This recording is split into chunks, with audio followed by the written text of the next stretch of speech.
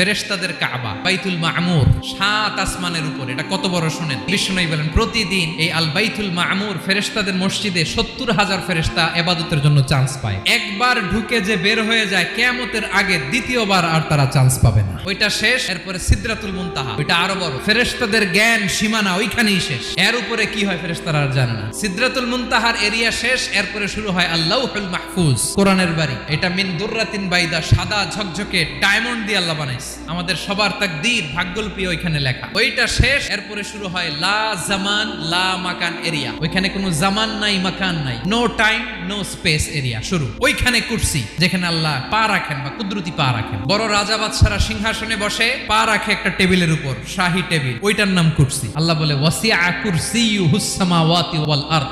আল্লাহর এই কুরসিটা এতক্ষণ যা বললাম এই সবগুলার চাইতেও বড়।